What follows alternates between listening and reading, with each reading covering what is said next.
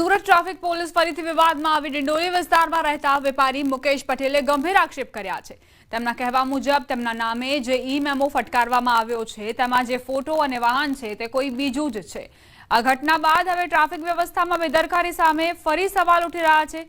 તાત્કાલિક ધોરણે મેમો રદ કરવાની માંગ કરાઈ છે। મેમો રદ નહીં થાય તો કાયદેસરની કાર્યવાહી કરવાની વાહન ચાલકની ચીમકી। ટ્રાફિકના નિયમોનો ભંગ કરનાર વ્યક્તિને સુરત પોલીસ ઈ ચલણ આપે છે, પણ ઈ ચલણમાં અનેક છબરડા અનેક વખત જોવા મળ્યા હોય છે। ક્યાંક કોઈની ગાડી હોય છે અને કોઈને મેમો અપાતો હોય છે। ફરી એકવાર આવી જ ઘટના સામે આવી છે। જે ભાઈ ઊભા છે, આપણે સીધા પહેલાં એમની સાથે વાત કરીએ। મોટાભાઈ, આપનું નામ? મુકેશ પટેલ। મુકેશભાઈ, ઈ ચલણ લઈને ઊભા છો, શું કહેશો? હવે આમાં ઈ ચલણ જે મને આપવામાં આવેલું છે એની અંદર અધર વ્યક્તિનો ફોટો છે, અધર વ્યક્તિનો ગાડી નંબર છે। તે છતાં બી આ લોકોએ મને મેમો ઇસ્યુ કરેલો છે। મારી આ ગાડી નથી કે આ ગાડી નંબર મારો નથી। મને રજિસ્ટ્રેશન નંબર પર 9404 નંબરની મારી બાઇક છે, એ રજિસ્ટ્રેશન નંબર ઉપર આ લોકોએ મને મેમો ઇસ્યુ કરેલો છે અને એ મેમો ખોટી રીતે મને આપવામાં આવેલો છે। આ ગાડી જે ફોટામાં બતાવેલી છે એ ગાડી મારી નથી। વ્યક્તિ અલગ, ગાડી અલગ અને મેમો અન્ય કોઈ વ્યક્તિને આપવામાં આવ્યો છે। કેમેરામેન જીગર ગુગલ સાથે રિતેશ પટેલ, ન્યૂઝ 18 ગુજરાતી, સુરત। અમદાવાદના વસ્ત્રાપુર મધર ડેરી પાસેથી ડિલિવરીના પાર્સલની ચોરી કરાઈ। 1.20 લાખની કિંમતના 59 પાર્સલ અને એક્ટિવાની ચોરીને અંજામ। 1,64,000ની કિંમતની મત્તાની ચોરી કરી 2 આરોપી ફરાર થઈ ગયા। વસ્ત્રાપુર પોલીસે સીસીટીવીના આધારે તપાસ શરૂ કરી છે।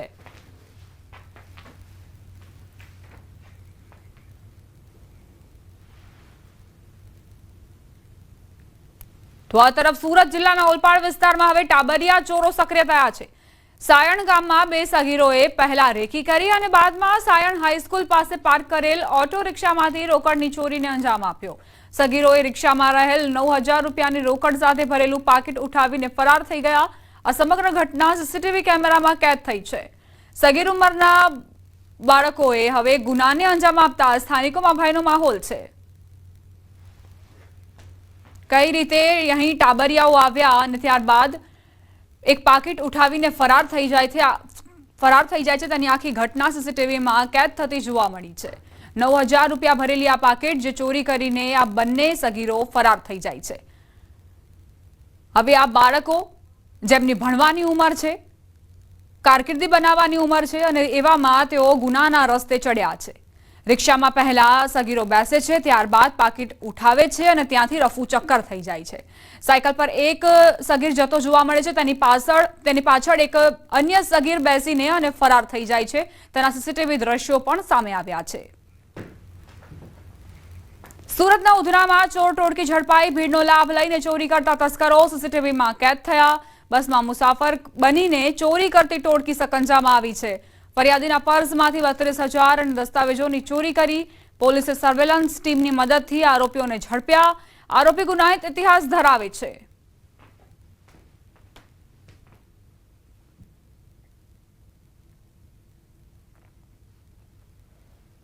સુરતમાં ભીડનો લાભ લઈને ચોરી કરવા માટે આ તસ્કરો હવે કોઈ પણ પોલીસથી નથી ડરતા, કાયદો વ્યવસ્થાથી નથી ડરતા। સીસીટીવી હોવા છતાં પણ આ ચોર ચોરીને અંજામ આપીને અને ત્યારબાદ ફરાર થઈ જાય છે।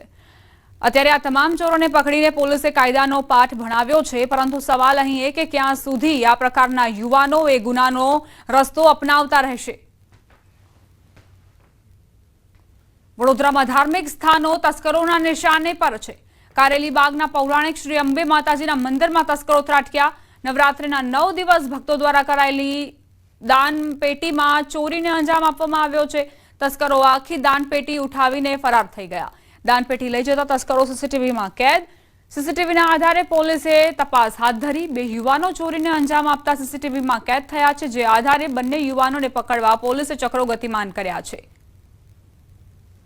નવરાત્રી દરમિયાન માને દાન આપવા માટે ભક્તો આતુર હોય છે। મંદિરમાં દાન પેટી છલોછલ થઈ હતી। ચોરોને કદાચ તેની ભનક આવી જતા ચોરો સીધા જ મંદિરમાં પહોંચ્યા અને જે દાન પેટીમાં ભક્તોએ પોતાની શ્રદ્ધાથી દાન આપ્યું હતું તે જ ઉઠાવીને ફરાર થઈ ગયા। એ ચોર આવી અને મંદિરની દાન પેટી ઉઠાવીને લઈ ગયા છે। એક મોટી દાન પેટી ને એક નાની દાન પેટી, 2 દાન પેટી લઈને જતા રહ્યા છે। નવરાત્રિનો તહેવાર હતો એટલે એમાં દાન પણ સારા પ્રમાણમાં હતું અને આજે અમારે પેટી ખોલવાનો સમય હતો પણ એ પહેલાં તો આજ સવારે એ બંને પેટી ઉઠાવીને લઈ ગયા છે. તો રાજ્યમાં તસ્કરો બેફામ બન્યા છે. અલગ અલગ શહેરોમાં ચોરીની ઘટનાઓ સતત વધતી નોંધાઈ છે, કારણ કે આ પહેલા સુરતમાં પણ અલગ અલગ ઘટનાઓ બની, અમદાવાદમાં અલગ અલગ ઘટના બની અને હવે વડોદરામાં મંદિરમાંથી દાનપેટીની ચોરી, બે અલગ અલગ દાનપેટી, નાની દાનપેટી અને મોટી દાનપેટીની ચોરીને અંજામ આપતા તસ્કરો સીસીટીવીમાં કેદ થયા છે. પહેલા તેઓ રેકી કરવા માટે આવ્યા હતા અને ત્યારબાદ તેમણે આખા મંદિરનું નિરીક્ષણ કર્યું અને પછી આ દાનપેટીને નિશાન બનાવતા સીસીટીવીમાં જોઈ શકાય છે. પોલીસે હવે આ બંને યુવાનોને પકડવા માટે અને જે મુદ્દામાલ તેમની પાસે છે તેને જપ્ત કરવા માટેની કાર્યવાહી શરૂ કરી છે. 4 અલગ અલગ દ્રશ્યો આપ જોઈ રહ્યા છો. અમદાવાદમાં કઈ રીતે ચોરીની ઘટનાને અંજામ આપવામાં આવ્યો, ડિલિવરીના પાર્સલની ચોરી થઈ અમદાવાદમાં મધર ડેરી પાસે. બીજી તરફ ઓલપાડ સુરતમાં પણ ટાબરિયાઓ કઈ રીતે 9,000 ભરેલી રોકડની ચોરી કરીને ફરાર થઈ જાય છે. સુરતમાં, ઉધના સુરતમાં પણ ચોરીની ઘટના બને છે અને વડોદરામાં મંદિરમાં ચોરી.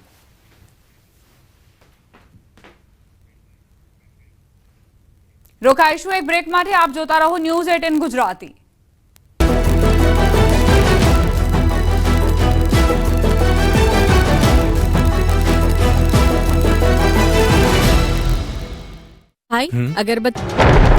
ખેડૂતો માટે અતિશય ચિંતાજનક સમાચાર આવ્યા છે. ખેડૂતોની દશેરા બગાડ્યા બાદ હવે દિવાળી પણ બગડશે, કેમ કે ગુજરાતના માથે શક્તિ વાવાઝોડાનો ખતરો મંડરાઈ રહ્યો છે.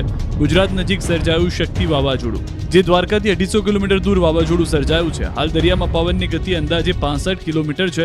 24 કલાકમાં ગંભીર વાવાઝોડું બનવાની સંભાવના છે. 110 કિલોમીટર પ્રતિ કલાકની ઝડપે પહોંચી શકે છે. પવનની ગતિ હવામાન વિભાગનું માનીએ તો હાલ વાવાઝોડું પશ્ચિમ દક્ષિણ પશ્ચિમ દિશામાં ગતિ કરશે, જેથી ગુજરાતમાં કડાકા ભડાકા સાથે વરસાદ ત્રાટકશે.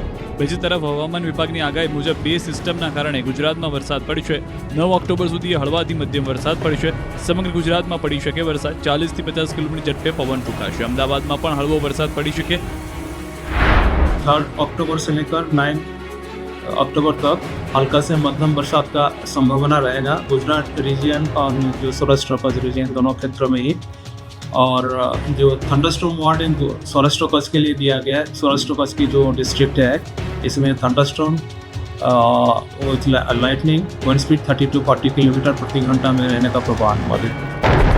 ગુજરાત અને ખાસ કરીને સૌરાષ્ટ્રમાં વાવાઝોડાનો ખતરો તોળાઈ રહ્યો છે, જેની અસરે અમરેલીમાં વરસાદ શરૂ થઈ ગયો. વાવાઝોડાની અસરે અમરેલીના વડિયા શહેર અને મોરવાડા, હનુમાન, ખીજડીયા સહિતના આસપાસના ગામોમાં વરસાદ પડ્યો. ભારે ઉકળાટ બાદ ધોધમાર વરસાદ પડતા શહેર પાણી થઈ ગયું.